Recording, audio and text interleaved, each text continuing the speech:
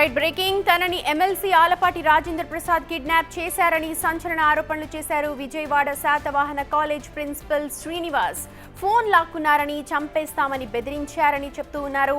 తన కుటుంబానికి ప్రాణహాని ఉందని, తనకు రక్షణ కల్పించాలి అంటున్న శ్రీనివాస్తో మా ప్రతినిధి సాహిత్య ఫేస్ టు ఫేస్ చూద్దాం.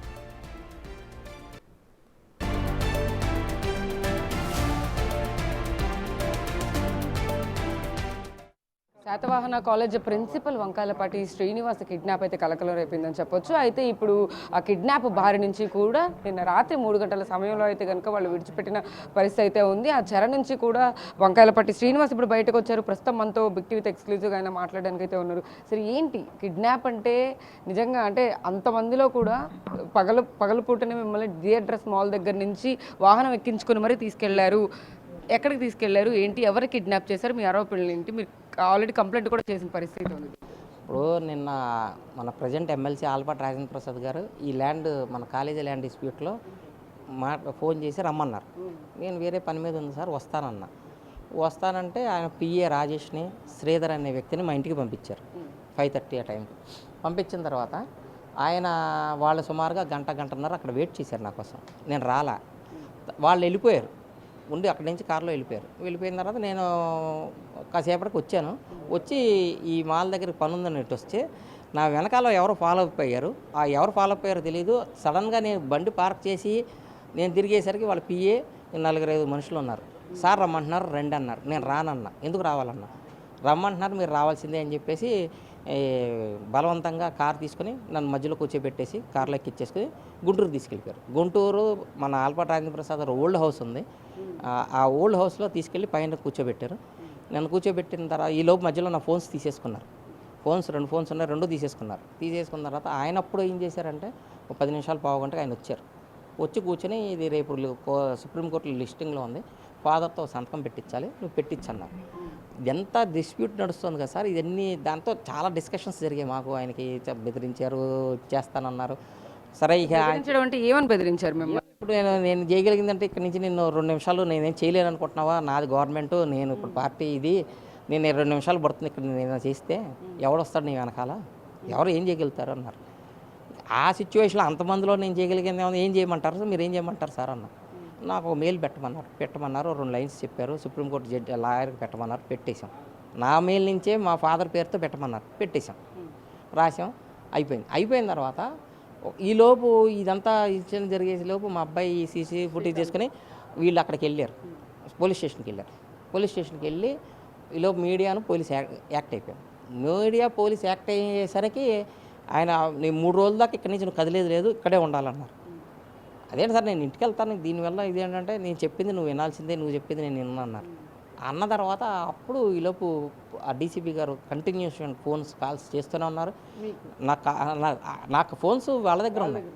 ఆయనకు ఫోన్ చేశారు డైరెక్ట్గా, ఆలపాటి రాజేంద్ర ప్రసాద్ గారు ఫోన్ చేస్తే ఆయన ఫోన్ రెస్పాండ్ అయ్యి చెప్పి ఏమన్నారంటే, నేను లేదు, ఏమీ లేదు, అంత బాగానే ఉంది, ఊరికే మాట్లాడడానికి పిలిచాను అని నన్ను కూడా చెప్పమన్నారు.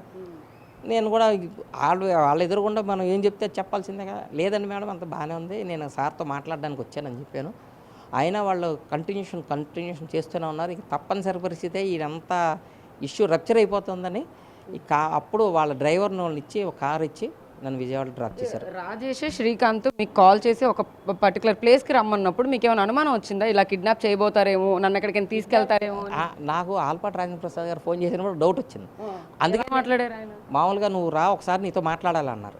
దేనికి సార్ అన్న, ఇదే సుప్రీంకోర్టు ఇష్యూ ఉంది కదా, మాట్లాడదామన్నారు. 10 ఏళ్ళ నుంచి రాంది ఇప్పుడు ఎందుకు వచ్చిందంటే లిస్టింగ్లో వచ్చేసరికి వచ్చింది. అంతకు ముందు కూడా ఈయన చాలా డిఫరెంట్ పేపర్లో వాటిలో చాలా వచ్చింది, డిఫరెంట్ ఇష్యూస్లో జరిగింది. కానీ లాస్ట్గా ఏమైందంటే ఇవాళ వచ్చేసరికి ఆయన రియాక్షన్ మారిపోయింది. నువ్వు వస్తావా లేకపోతే నేను మీ ఇంట్లో, నా దగ్గర కాల్ రికార్డ్ ఉంది, నువ్వు వస్తావా లేకపోతే నేను ఇంట్లోకి వచ్చి కూర్చుంటానన్నారు. ఎందుకు ఆ ప్రాబ్లము, మళ్ళీ మా ఇంటి దాకా రావాల్సిన అవసరం లేదండి, నేను వస్తానన్నా. ఈలోపు నేను వచ్చేలోపే వాళ్ళు వచ్చేసిన పట్టుకెళ్ళిపోయారు. మనం వెళ్ళేటప్పుడు మీరు ఎవరికి ఫోన్ చేయడానికి కానీ ఏం ట్రై చేయలేదా? అంటే ఎవరికైనా చెప్దాం అరవడం కానీ ఇలాంటివి ఏమి చేయడానికి లేదు. వచ్చారు, నాకు గట్టిగా చేయి పట్టేసుకున్నారు, ఫోన్స్ పక్కన చేయి గట్టిగా పట్టుకుని వెంటనే కారు ఎక్కిచ్చేసారు నాకు. ఇమీడియట్. అంటే నేను ఏదైనా ఫోన్ చేద్దామన్నా మధ్యలో వాళ్ళు చెప్పారు, మీరు ఏ ఫోను యాక్ట్ చేయొద్దు, మీరు ఫోను మాట్లాడద్దు, ఫోన్ మీరు ఇచ్చేది నా మధ్యలో ఇద్దరు ఇటుపక్క ఒక మనిషి ఇటుపక్క మధ్యలో నేను కూర్చోబెట్టారు. ఫోన్ ఓపెన్ చేయడానికి కూడా లేదు. ఫోన్ ఆన్ చేస్తే వాళ్ళు పక్కన చూస్తున్నారు. మంగళగిరి దాటిన తర్వాత ఆ ఫోన్లు కూడా తీసేసుకున్నారు, లాగేసుకున్నారు. ఫోన్స్ ఇచ్చేయండి అన్నారు. అవసరం లేదులే పర్వాలేదు మాట్లాడదు, లేదు ఫోన్స్ ఇచ్చేయండి అన్నారు. లేదా ఏమాత్రం ట్రాక్ అవుతుందేమో జరుగుతుందేమో అని ఫోన్స్ తీసేసుకున్నారు. ఎప్పుడు లాస్ట్లో ఇచ్చారు. ఈలోపు పోలీసులు యాక్ట్ చేసిన తర్వాత మా అబ్బాయి మాట్లాడాను, నా ఫోన్ నుంచి మాట్లాడమంటే అప్పుడు ఇచ్చారు ఫోన్ తీసుకొచ్చి. అప్పటిదాకా ఫోన్ ఇవ్వాలి. ఫోన్ కూడా ఎక్కడికో పంపించారు, వేరే చోటకి. పోలీస్ కంప్లైంట్ ఇచ్చిన తర్వాత మిమ్మల్ని ట్రాక్ చేసిన తర్వాత ఫస్ట్ మీతో ఎవరు మాట్లాడారు? అంటే వాళ్ళు మీరు ఏమైనా అడిగారా, నన్ను ఎందుకు ఇలా తీసుకొచ్చి ఇక్కడ బంధించారు, లేకపోతే ఎందుకు నా ఫోన్ లాగేసుకున్నారని మీరు అడిగారా? అడిగాను. సార్ ఇది కరెక్ట్ కాదు కదా, మనం మాట్లాడుకోవాలి కానీ ఫోన్స్ తీసేసుకుని ఇంత బలవంతంగా నువ్వు అవన్నీ చెప్పకు, నాకు తెలిసిలే నేను మాట్లాడతాను, అవన్నీ తర్వాత మాట్లాడదాం అన్నారు. ఈలోపు డీసీపీ గారు ఆయనకే డైరెక్ట్గా చేశారు. డీసీపీ ఆయనకే చేశారు డైరెక్ట్గా. ఆవిడ చేసి ఫస్ట్ ఏంటండి ఇట్లా మీ పేరు వచ్చింది, ఆవిడ మేడం గారు మాట్లాడారు. మేడం గారు అడిగారు, ఏమండి మీరు కరెక్ట్గానే చెప్తున్నారా?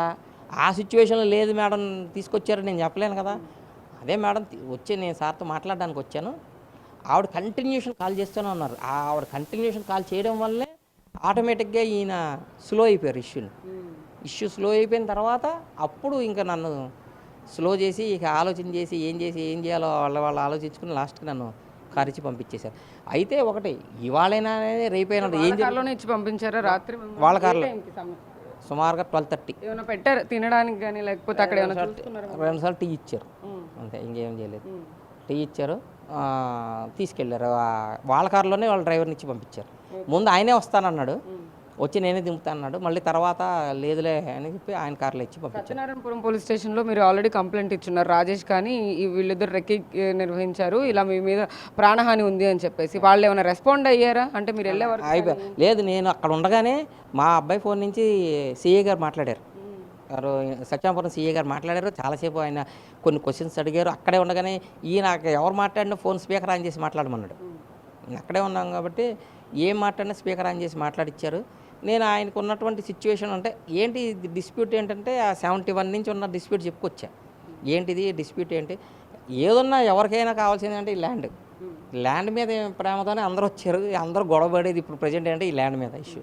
ఏంటంటే లాస్ట్ దానికి మా ఫాదర్ సంతకం కావాలి కాబట్టి ప్రెషరైజేషన్ మా మీద పడింది, అంతకుమించి ఏమీ లేదు ఇందులో. ఇంత డ్రామా జరిగింది. కిడ్నాప్ తర్వాత ఇంటికి వెళ్ళిన తర్వాత మీ ఫ్యామిలీ రియాక్షన్ ఏంటి? అంటే మీ అబ్బాయి కూడా ఆల్రెడీ కంప్లైంట్ ఇచ్చున్నారు కృష్ణలంక పోలీస్ స్టేషన్లో. వచ్చి తీసుకెళ్ళిన తర్వాత ఇంటికి వచ్చిన వాళ్ళు చాలా టెన్షన్ పడి ఉన్నారు. ఫాదర్ ఏమో 84 ఇయర్స్, ఆయనకి అసలు ఏం చెప్పలేదు. ఆయన చెప్తే ఆయన ఎక్కడ టెన్షన్ పడతారో ఆయన కూడా చెప్పలేని సిచ్యువేషన్. మా అబ్బాయి పాపం, ఆయన మా మిస్సెస్ అందరూ టెన్షన్గా ఉన్నారు వాళ్ళు. ఎందుకంటే మాకున్న మా ఫ్యామిలీ సిచ్యువేషన్లో నాకు కొంతమంది మా 2010లో మా వాళ్ళు కొంతమంది యాక్సిడెంట్లో చనిపోయారు. ఉన్నది కాస్త మంది. ఇలా జరిగి ఏదైనా సిచ్యువేషన్ అంటే సామాన్యుల్ని గవర్నమెంట్లో ఉన్నామని ఆ పవర్ చూపించి సామాన్యులను కిడ్నాప్ చేసేస్తే ఇప్పుడు బ్యాక్గ్రౌండ్ ఎవరు లేని వాళ్ళకి సిచ్యువేషన్ ఏది. అదే నేను ఈ కాలేజీలో ఉన్నప్పుడు కిడ్నాప్ చేస్తే తీసుకెళ్ళిపోతే ఎవరికి తెలిసేది కాదు. బయట అక్కడ సీసీటీవీలు ఉన్న నా టైం బాగుండే బయట సీసీటీవీలు ఫుటేజ్ ఉన్న చోట నుంచి నన్ను తీసుకెళ్లారు కాబట్టి నేను ఇవాళ బయటకు తెలిసింది ఇష్యూ. అదే ఈ కాలేజీలోంచి వేరే చోట నేను తీసుకెళ్తే అసలు ఏం జరిగిందో ఎవరికి తెలిసేది కాదు. ఫోను ఏముంది ఆపేస్తారు, ఫోన్ స్విచ్ ఆఫ్ చేసేస్తారు. మనం ఎక్కడ ఉన్నామో కూడా తెలిసేది కాదు కదా. అది ఎప్పుడు తెలుస్తుంది? ఆఫ్టర్ టైం బీయింగ్, ఏదో వారం పోయిన తర్వాత 10 రోజులు పోయిన తర్వాత ఇది జరిగిందనే విషయం ఒకవేళ వాళ్ళు బయటకు వదిలితే చెప్తాం. బయటకు వదలలేని సిచ్యువేషన్ అప్పుడు ఏం చెప్పలేము కదా ఎవరికి. ఒక విద్యా వ్యవస్థలో మీరు ఒక ప్రిన్సిపల్గా ఉన్నారు. అయితే మిమ్మల్ని పర్టికులర్గా ఇలా కిడ్నాప్ చేయడం కానీ ఇదంతా చూసుకుంటే ఈ డ్రామా అంతా మీరు ఎవరికైనా కంప్లైంట్ చేద్దాం అనుకుంటున్నారు? అంటే ఫర్దర్గా అధికారులకు ఎవరికైనా చెప్దాం అనుకుంటున్నారు? నేనైతే ప్రజెంట్ సీఎం గారి దృష్టికి తీసుకెళ్తాను మేడం. సీఎం గారి దృష్టికి తీసుకెళ్తాను. నెక్స్ట్ స్థానిక పోలీస్ స్టేషన్లో మళ్ళీ కంప్లైంట్ ఇస్తాను జరిగిన ఇన్సిడెంట్.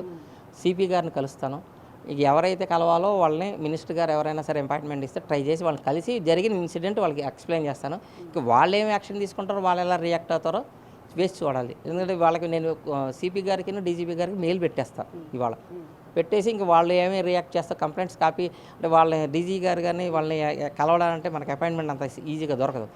మెయిల్ పంపించి స్థానిక పోలీస్ స్టేషన్కి సిఐ గారు రమ్మన్నారు, కంప్లైంట్ ఇచ్చి నేను మిగతా ప్రాసెస్ కంప్లీట్ చేస్తున్నాను. ఫర్దర్గా ఇలా జరగకుండా కిడ్నాప్ కానీ లేకపోతే బెదిరింపు కాల్స్ కానీ ఇలాంటి ఏమీ రాకుండా ఉండేందుకు సెక్యూరిటీ కావాలని ఏమైనా అడుగుతాను మేడం. నాకు ఇలా మాకు మా ఫ్యామిలీకి థ్రెట్ ఉంది, ఇలా జరుగుతుంది అంటే గవర్నమెంట్లో ఉన్న వ్యక్తే ఇప్పుడు బయట వేరే వ్యక్తి చేయడం, గవర్నమెంట్లో ఉన్న వ్యక్తి చేసినప్పుడు ఏదైనా జరగచ్చు. పవర్ వాళ్ళ చేతిలో ఉంది. వాళ్ళు ఏం చేయగలిసినా మనం చేయగలిగింది ఏం లేదు. రియాక్ట్ అయ్యే సిచ్యువేషన్ కూడా మన చేతిలో ఉండదు. So we have to give I will aux the protection from the police. అంటే పోలీసు మీడియా ఇందులో ఎంటర్ అయిన తర్వాతే నేను ఫ్రీగా బయటకు రాగలిగాను. కాబట్టి పోలీస్కి మీడియాకి మిత్రులకి నేను కృతజ్ఞతలు చెప్పుకుంటాను. Thank you.